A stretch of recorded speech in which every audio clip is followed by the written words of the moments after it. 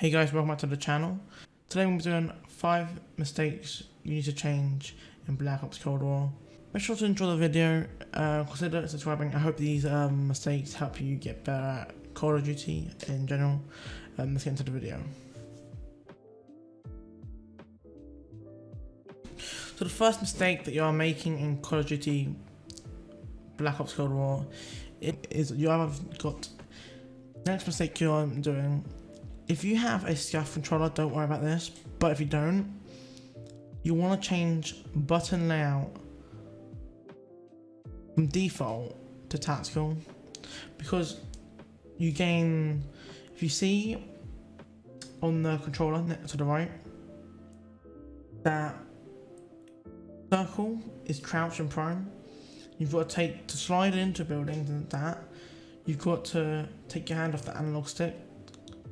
So if you change it to tactical, yeah, that's your melee now, and your crouch, aka slide, is now your right analog stick. But I'm pretty sure doing this does make your controller last less, because you're using analog sticks more. But I've not had a problem with it. It makes my gameplay 10 times better. The next mistake you're making is that you've not changed your aim response curve type.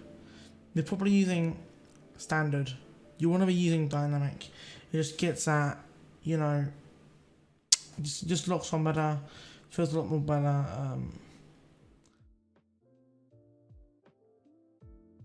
Faster initial response that smooths out the higher stick deflection. You know, simple power. You know, most pros have stretched to it. Yeah, it's just a common thing. Controller vibrations. Turn off controller vibration. You know, it's very off-putting. Just get rid of it.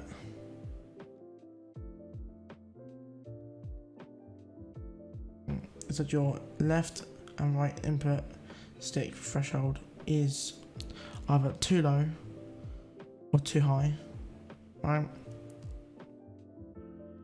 So go into a bot lobby on your own and just put it to zero, and just keep turning it up till you don't get stick drift. So if you have stick drift at the minute, that's one way to get rid of it.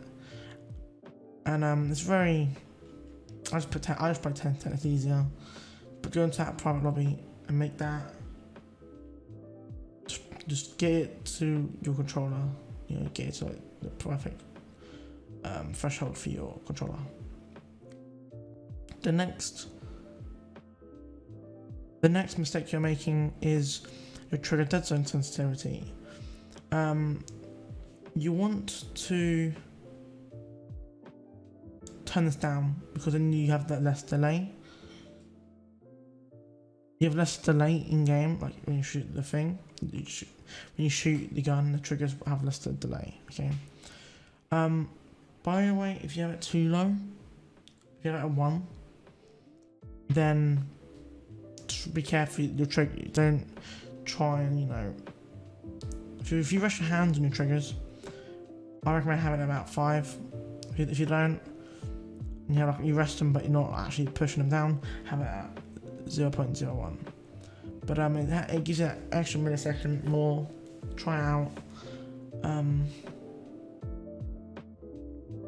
Definitely worth it. And again, this is an advantage that you normally get with a SCAF controller. You can get digital triggers on a SCAF, and now, you know, there's a feature that you can actually do in the game. So you can kind of have like a SCAF controller, but having the default controller, you can do what you can do the same things, more or less. The next mistake is that your dynamic shadows are disabled. You wanna keep the FPS, your frames, as well as, you know, having the quality in the game.